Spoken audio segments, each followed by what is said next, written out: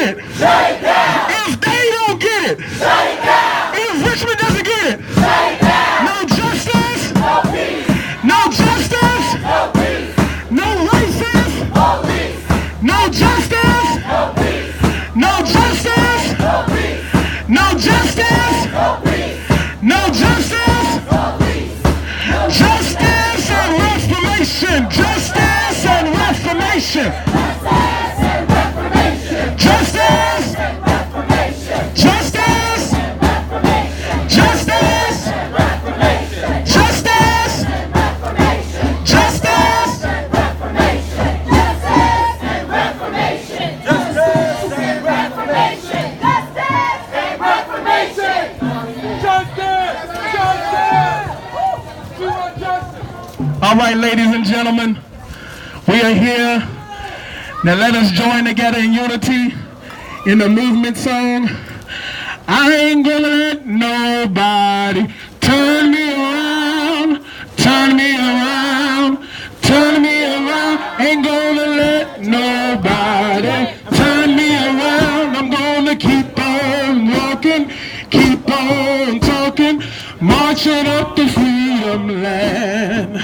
Ain't gonna let nobody turn me around, turn me around, turn me around. Ain't gonna let nobody turn me around. I'm gonna keep on walking, keep on talking, marching into freedom.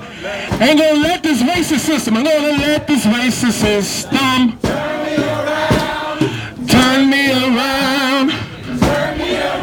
Ain't gonna let this racist system turn me around. I'm gonna keep on marching, keep on talking, marching up the freedom land.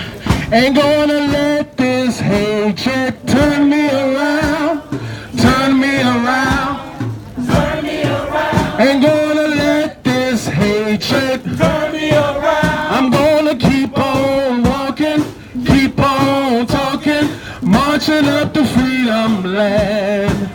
Ain't gonna let nobody turn me around, turn me around, turn me around. Ain't gonna let nobody turn me around. I'm gonna keep on walking, keep on talking, marching up the freedom land. Amen. All right, ladies and gentlemen. We started at the top. Now we're here at the bottom. That was a little reverse. We started at the top, now we're here at the bottom. And so we're going to ask our brother Omari to come up here and reiterate why we're here. Peace, peace. Yeah, for all of those that just joining us and that wasn't here at the beginning, or if you need a reminder, I'm just going to remind you why we're here today. It is not by coincidence that we are gathered here today in the birthplace of American brutality, Richmond, Virginia. The story of Marcus David Peters began long before his arrival to this earth, long before his final breaths were taken at VCU Medical Center, where atrocities were committed against black adults and children's bodies and cast down a well to be forgotten. His story began long before May 14th, when his blood ran into the interstate I-95 pavement, a highway intentionally built in a way to destroy black communities and drive millions into perpetual poverty.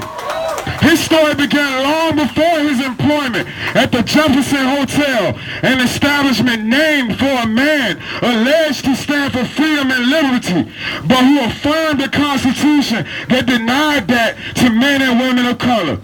His story began long before he committed to try to help children being served by a public school system that enslaves more black children than any other state in this country. We are not here by coincidence, people. We are here to affirm the dignity of Marcus David Peters' life, the value of his life, the importance of his life.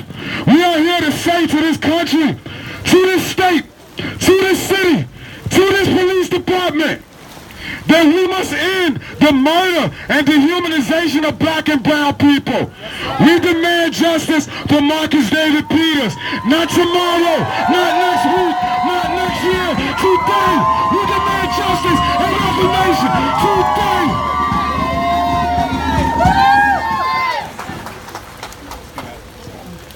All right, we're going to ask Sister KyOndra, Marcus's cousin, to come forth and read a letter from the family. Y'all give her a hand. Give her a hand.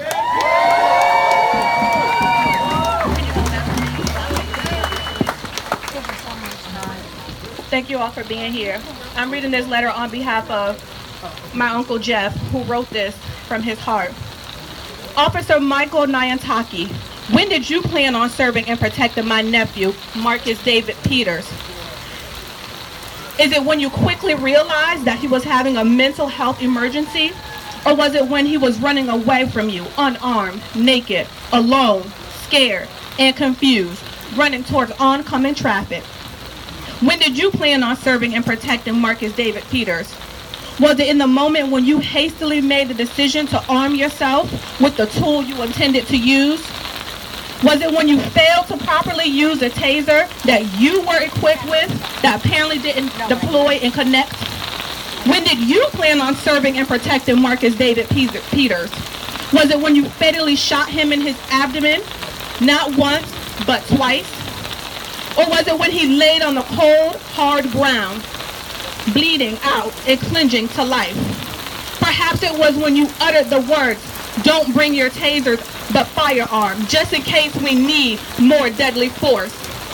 Was it in that moment that you planned on serving and protecting Marcus David Peters, an unarmed, naked Henrico citizen in dire need of mental health crisis intervention, when there were 7 officers at the scene? Was it your intention to serve and protect Marcus David Peters when you stood back and watched as your fellow officers tried to direct my son, my nephew, our brother, our cousin, our community member to turn over when he was not oriented to time nor place? Or was it when they dragged him away from the brush like a dead carcass to further dehumanize and victimize him? I think I finally figured it out. Your primary concern was geared towards serving and protecting yourself, Officer Michael Nyantaki, and not my nephew, Marcus David Peters.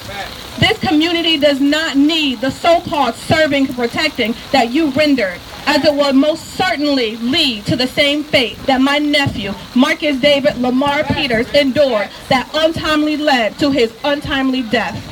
Marcus's death will not be in vain. Moving forward, we need accountability from the Richmond Police Department, as well as other law enforcement entities. Reform and modification of policies and training on use of deadly force to include proper knowledge on succession of tools utilized once recognition of a mental health crisis is acknowledged and established as it was in the case of my nephew, Marcus David Lamar Peters. Having an alert system put in place when there is awareness of a person or an individual with a mental health crisis and mental incapacity of varying degrees can not only preserve and save the life of an individual, but other humans that may come in contact with who he may come in contact with as well.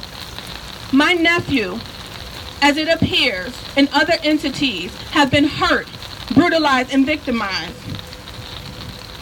Richmond Police Department, you need to renew and rethink your policies and practice as this very moment, because death derives from deadly force in a mental crisis should never be an option if the victim is unarmed or posing no immediate and direct threat to safety and well-being of the public.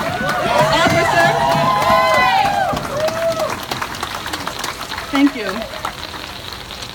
Officer Michael Nyantaki, because of you, Marcus David Peters, my nephew, his blood is on your hands. He is not he is not here. He needed help, not death.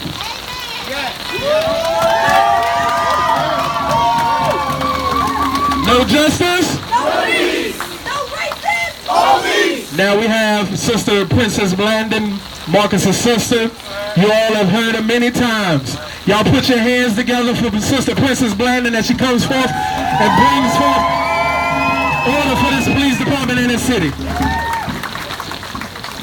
Chief Durham, if you don't know by now, my name is Princess Blandon, very proud sister of Marcus David Lamar Peters. I come before you to express my dismay, my disgust, and my disappointment in the decision of one of your men, Michael Niataki, to take the life of my brother, Marcus Peters, whom was clearly unarmed and in need of help. Furthermore, my disappointment continues with you, as instead of taking responsibility and stating that you all messed up and extending your sincere condolences to my family, you were insincere, judgmental, and prepared to defend your officer without releasing complete information to the public. You had the audacity to attempt to take one moment of distress in my brother's life where he was clearly calling out for help and attempt to let this moment define and override all of the positive things about him and all of his achievements. You made the following statement about the mental health training that Richmond police officers receive. I quote you as saying, "We get 40 hours and people expect us to get it right." Well, Chief Durham, yes, we absolutely do expect you all to get it right. When your officers have the power to take a person's life. As the chief of police, if 40 hours is not enough, then it is your responsibility to ensure that your officers know their limitations and are prepared to call upon others with better training and skills needed to address people experiencing a mental health crisis. Neither you nor your officers should be allowed to use the excuse that a lack of training to justify the decision to end someone's life. You attempted to paint my brother as a superhuman being who was able to withstand being hit by a vehicle, then tased with the full voltage intended to be delivered. You and I watched that video together in slow motion. You and I both know that Marcus was not hit by the vehicle, he was swiped by the vehicle. Thank you, okay? thank you, thank you. Did you forget that both you and James Leno admitted in the presence of my uncle and I that only one of the two electrodes penetrated Marcus's body? Thank you. Oh my God. And then that's why it was not effective. So shame on you. Shame on you for not stating this to the public. However, you took pride in painting a negative and false image of my brother. So again, shame on you. If what you have done thus far is what you call being transparent, then the community and I will pass on what you have to offer because there are still so many unanswered questions. Chief Durham, if you really want to be transparent, then my family and I, supporting organizations and the community, demand a meeting with you on our terms, at a time, place, and location of our choosing, because you still need to answer the following questions. What does Richmond Police Department know about what took place at the Jefferson Hotel? I mean, Marcus was able to safely drive from his teaching job in Essex, Virginia. Marcus was then able to safely drive from his home to the Jefferson Hotel. Marcus parked his car in the front of the hotel. He didn't ride up on the sidewalk, nor did he ride through the building. Marcus walked in the hotel and he waved at someone. And then the footage is very scattered with no timestamps and Marcus appearing and disappearing. What happened after Marcus arrived at the hotel? I mean, was there some nefarious action taken towards him there? Has RPD been investigating these questions? What investigation has Richmond Police Department done to learn why it took the staff at the Jefferson over 2 hours to call the police after Marcus left? And why was none of his emergency contacts called, as he was an employee there? What has Richmond Police Department done to work with other jurisdictions to obtain relevant footage of Marcus driving from his teaching job to his home and from his home to the Jefferson Hotel? Chief John, you should know that acquiring and releasing this footage is extremely important in helping the community understand what took place, and the family would like answers as to what you have done to get this information. Chief Durham, why did you stop showing that body camera footage after a state trooper told Officer Niataki to put his gun away and return to his vehicle? I mean, I'm sure that body camera is not smart enough to take the command of a state trooper, as we did not see that his hand come up to the camera to turn the camera off. These are all serious holes in the family and community's knowledge about what happened to Marcus both before and after he was killed by Officer Niyataki. And until we get answers to these questions from you and Richmond Police Department, we will never rate what you have done and said so far, Chief Durham, as being anything close to being transparent. Transparency means answering these questions. Transparency means that you acknowledge to the public that Marcus was not hit by a car, but rather swiped, and that only one of the two electrodes from Officer Niyataki's taser penetrated Marcus, and so the full voltage was not delivered to his body. Transparency means being honest and not trying to portray Marcus as that superhuman being that was a deadly threat to the officer. Why not just admit that you do not have all of the answers to know why your officer took the action that he did? Thank you. I strongly believe that when pointing out that there's a problem, that it's equally as important to offer solutions. So here are our demands that we believe that will yield solutions moving forward.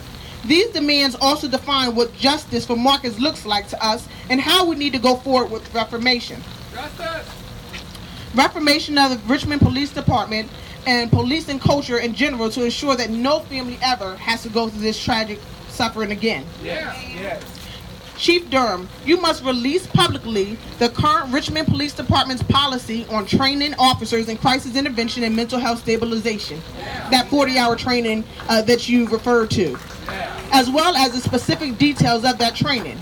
Richmond Police Department must then ask experts in crisis intervention to assess Richmond Police Department's crisis intervention policy and training practices.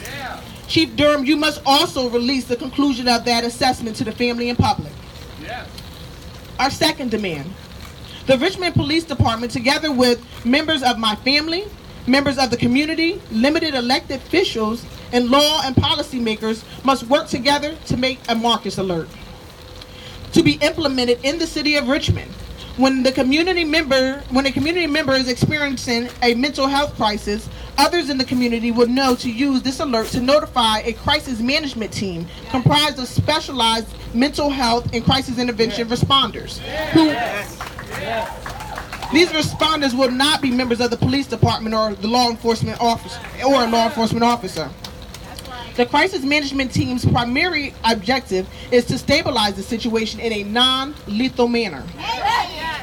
This alert will also have the capability to advise law enforcement they are requested to be present on the scene on standby to assist a crisis management team in a possible mental health crisis and that the person is unarmed.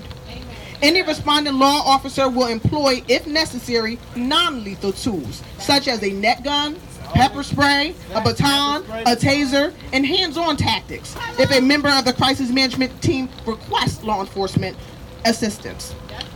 Our goal with this demand is to develop a model that can be replicated across the country where it is no longer expected that police officers will be asked to do the job of trained mental health professionals. The community does not accept that police are the proper people to keep the community safe during a mental health crisis, including the person experiencing the crisis and those nearby. The team of community members and limited elected officials who worked on the Marcus alert will identify Richmond Police Department funds that can be allocated to fund the creation of this new non-law enforcement crisis management team of mental health first responders that will be housed outside of Richmond Police Department. The experts that assess the Richmond Police Department current policy will also recommend protocols for the Richmond Police Department when engaging with a crisis management team. Chief Durham, if you think the Richmond Police Department does not have the skills and training to get it right, when your officers respond to a mental health crisis, you must give your full cooperation and support in creating a system of non-law enforcement first responders who will have those skills and training. That's right. The officer that killed Marcus needs to be held accountable for his actions as well. Richmond Police Department must turn over its investigation to the Commonwealth Attorney with the recommendation that Officer Niyataki be judged in a court of law regarding whether his decision to shoot my unarmed brother was or was not legally justified. This officer served as judge, jury, and executioner of my brother. We think he must be made to defend his actions in the court of law, an opportunity that he took away from my brother. Moreover, because Michael Niataki did not fulfill his duties to protect and serve the community, as the only one that he seemed to protect was himself, Chief Durham, you must recognize the failure of your officer and ensure that he does not continue as a member of the Richmond Police Department. Chief Durham, we are asking you to terminate that officer immediately.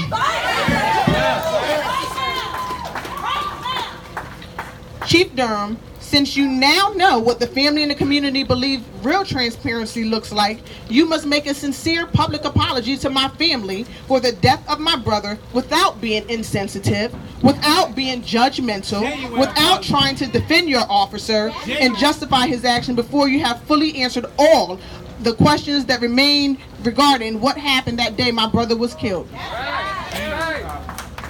My brother, Marcus David Peters, was only 24 years old when Michael Niataki made the decision to end his life.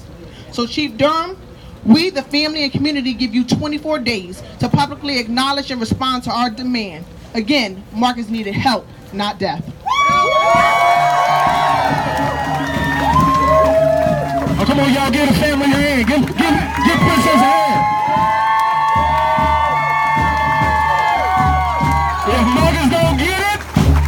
If Marcus don't get it, shut it down. If Marcus don't get it, shut it down. All right. We got our brother Art Burton, who's gonna come up here and give us closing remarks for the community. Y'all know him very well. That's right. On behalf of the family, we want to thank everyone for coming out this evening and standing up for justice, standing up for freedom, standing up for equality, talking about the humanity of our lives and standing up for the black and brown people all over this country, all over this world who are being brutalized and murdered by this country. We want to thank you. We want to give a special shout out to the Richmond Police Accountability Campaign, New Virginia Majority, Southerners on New Ground, song, Legal Aid Justice Center, putting community pressure and has won the public release of police data, force data by RPD. They are currently demanding stop and frisk and traffic stop data that funnel people in mass incarceration. We want to thank Community Unity in Action, bringing together social justice leaders at a round table to work in organizational unity, trust, and to build relationships. ICE out of RBA. ICE out of RBA. This group was created as an organized community response to the raids, deportation, abuses, and criminalization against the Latino community. They are individuals from different nationalities, race, social economic status, religion, sexual orientation, and lifestyle that have come together to say, not one more. We want to thank the Virginia Defenders for Freedom, Justice, and Equality. We're going to do that again. We want to thank the Virginia Defenders for Freedom, Justice, and Equality. Organization of Virginia residents working for the survival of our communities through education, social justice project, and they published the Defenders newspaper. Want to thank Second Baptist Church, our organizing hub. We want to thank the Poor People's Campaign. We want to thank Amnesty International, NAACP, Youth in College and State Division. We want to thank leaders of the New South. And want to thank you for being here today and standing up for freedom. We demand justice for Marcus Peters.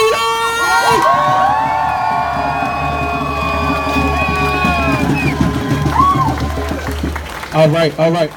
If you all did not have the opportunity to join with us on last week at the rally at the church, at the end of the rally, we asked everyone to come as close to the family as possible. I'm going to ask the family to come stand right here, and I want us to connect with the family by the laying on of hands, so we can push forward. What do we do next? So we can push forward. What do we do next?